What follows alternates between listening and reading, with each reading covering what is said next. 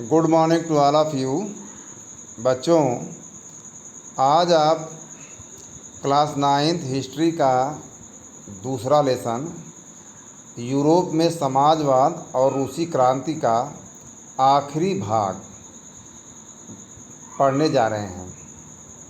आज की टॉपिक है रूस की क्रांति और सोवियत संघ का वैश्विक प्रभाव। तो इस टॉपिक में आप देखेंगे कि सोवियत संघ का वैश्विक प्रभाव क्या रहा, सोवियत संघ का और रूसी क्रांति का वैश्विक प्रभाव क्या रहा। तो आप सबसे पहले देखिए कि बोल्शेविकों ने जिस तरह सत्ता पर कब्जा किया था और जिस तरह उन्होंने शासन चलाया, उसके बारे में यूरोप की समाजवादी पार्टियां बहुत सहमत नहीं थीं। लेकिन मेहनत कशों यानी मजदूरों, गरीबों के राज्य की स्थापना की संभावना ने दुनिया भर के लोगों में एक नई उम्मीद जगा दी। तो यह इसका पहला प्रभाव रहा कि मेहनत कशों के राज्य की स्थापना की संभावना ने दुनिया भर के लोगों में एक नई उम्मीद पैदा कर दी। और इसी कारण से दूसरा प्रभाव आप इसका देख सकते हैं कि बहुत सारे देशों में कम्युनिस्ट पार्टियों का गठन किया गया।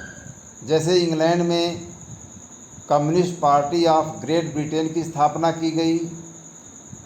बोल्शेविकों ने उपनिवेशों की जनता को भी उनके रास्ते का अनुकरण करने के लिए प्रेरित किया, प्रोत्साहित किया। और तो और इसका प्रभाव देखिए कि सोवियत संघ के अलावा भी बहुत सारे देशों के प्रतिनिधियों ने conference of the people of the east और बोल्शेविकों द्वारा बनाए गए कॉमिंटर्न, बोल्शेविक समर्थक जो समाजवादी पार्टियों का अंतर्राष्ट्रीय महासंघ है, उसको कॉमिंटर्न कहा जाता है, उसमें हिस्सा लिया था। कुछ विदेशियों को सोवियत संघ की communist university of the workers of the east में शिक्षा दी गई। और जब दूसरा विश्व युद्ध शुरू हुआ, तब तक सोवियत संघ की वजह से समाजवाद को एक वैश्विक पहचान और हैसियत मिल चुकी थी। तो ये बच्चों जो है कि रूस की क्रांति और सोवियत संघ का वैश्विक प्रभाव आपने देखा या जाना। अब इसके बाद हम लोग आते हैं कि आपके भी देश के कुछ ऐसे लोग थे जो कि रूस की क्रांति से प्रेरित थे, और उनमें से कईयों ने तो कम्युनिस्ट विश्वविद्यालयों में शिक्षा भी प्राप्त की। अब 1920 के दशक में भारत में भी कम्युनिस्ट पार्टी का गठन कर लिया गया। यह देखिए आपके देश पर प्रभाव पड़ रहा है। इस पार्टी के सदस्य सोवियत कम्युनिस्ट पार्टी के संपर्क में रहते थे और कई महत्वपूर्ण भारतीय राजनैतिक एवं सांस्कृतिक व्यक्तियों ने सोवियत प्रयोग में दिलचस्पी भी ली और वहाँ का दौरा किया। और रूस जाने वाले भारतीयों में जवाहरलाल नेहरू और रविन्द्रनाथ टैगोर भी थे, जिन्होंने सोवियत समाजवाद के बारे में लिखा भी है। और भारतीय लेखन में सोवियत रूस की अलग अलग छवियां दिखाई देती हैं। अब हिंदी में आर.एस. अवस्थी ने 1920-21 में एक किताब लिखी, the Russian revolution, Lenin, his life and his thoughts, और द रेड रेवोल्यूशन, ये नामक किताबें लिखी। उनके अलावा एच.डी. विद्यालंकार ने द रीबर्थ ऑफ रशियन तथा the Soviet state of Russia नामक पुस्तकें लिखी। और इन विषयों पर बंगाली, मराठी, मलयालम, तमिल और तेलुगु में भी बहुत कुछ लिखा गया।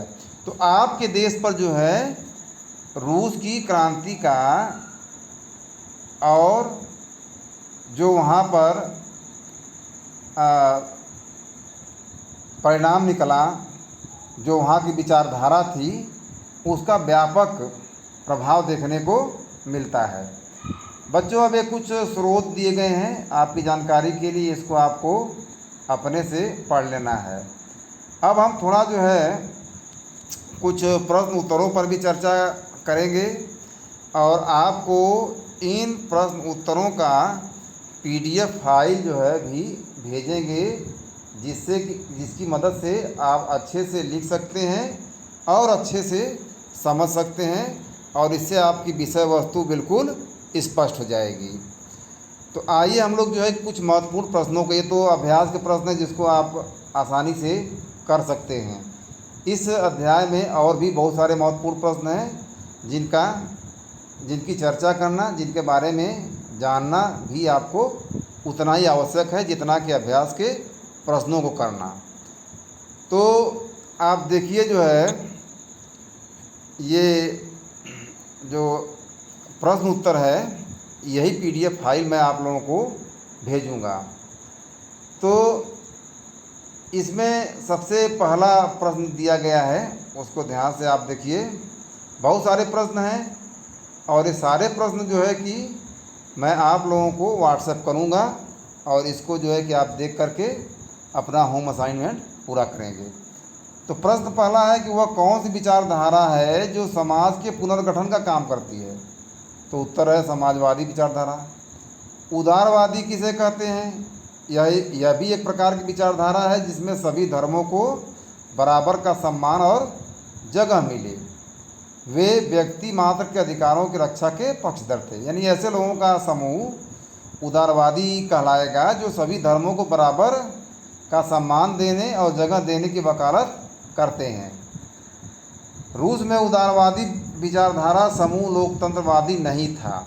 ये मैंने आपको वीडियो में चर्चा किया था। इसलिए नहीं था क्योंकि उदारवादी लोग सार्वभौमिक वयस्क मताधिकार, यानी सभी वयस्क लोगों को, नागरिकों को वोट का अधिकार देने के पक्ष में नहीं थे। समाजवादी विचारधारा से आप क्या समझते हैं? यह भी चर्चा हो चुका है, जो निजी संपत्ति रखने के विरोधी है और समाज में सभी को न्याय और संतुलन पर आधारित विचारधारा प्रदान करते हैं। समाजवादी निजी संपत्ति का विरोध क्यों करते थे? क्योंकि निजी संपत्तियां सामंतवाद और समाज में असंतुलन को जन्म देती हैं। इसी प्रकार से रेडिकल समूह की क्या विचारधाराएं थीं? फिर जो है रूढ़िवादी रूस में किस प्रकार के बदलाव चाहते थे?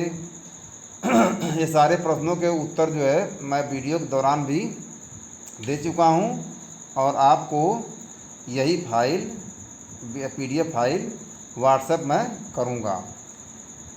अब इसके बाद आप देखिए कुछ छोटे प्रश्नों में है, जैसे फिर है कि समाजवादियों ने अपने प्रयासों में समन्वय लाने के लिए 1870 के दशक में किस नाम से संस्था बनाई? तो वो है सेकेंड इंटरनेशनल, द्वितीय इंटरनेशनल।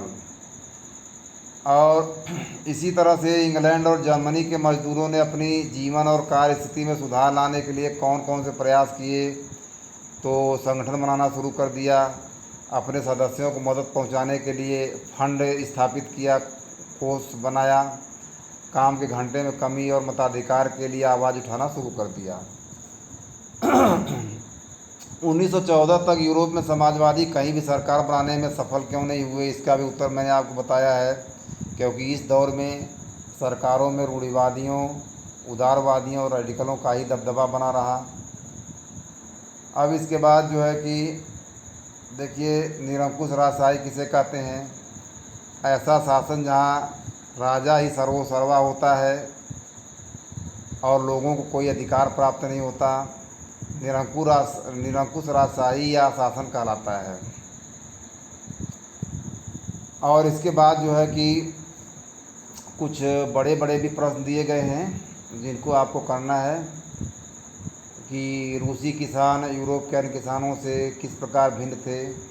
तो जो फ्रांस के किसान थे, आपको बताया गया था कि वे अपने मालिक या जो सामंत थे, नवाब थे, उनका सम्मान करते थे, जबकि रूस के किसान ऐसा नहीं करते थे।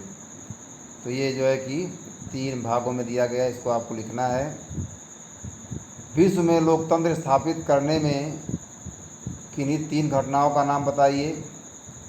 तो 3 घटनाएं देखिए अति महत्वपूर्ण हैं जिसके कारण से विश्व में लोकतंत्र स्थापित हो पाया। पहली घटना इंग्लैंड की 1688 ईस्वी की शानदार क्रांति। फिर 1776 में अमेरिका की स्वतंत्रता का घोषणा पत्र यानी अमेरिका की क्रांति। और 1789 ईस्वी की फ्रांस की क्रांति, जिसने विश्व में स्वतंत्रता, समानता और बंधुत्व के 3 महान सिद्धांतों की नींव रखी। खूनी रविवार की घटना आपको बताया गया क्या है। सोवियत संघ शब्द की व्याख्या करें। मजदूरों के प्रतिनिधियों के परिषद को 1905 ईस्वी की रूसी क्रांति के बाद पहली बार सोवियत का नाम दिया गया। सोवियत शब्द रूस में मजदूरों और किसानों के संघ को कहा जाता है। लेनिन कौन थे? वे बोल्शेविक पार्टी के नेता थे। उनकी 3 प्रमुख मांगें थी जिनको अप्रैल थीसिस कहा जाता है। ये 3 मांगें जो है बताई गई आपको पहले ही।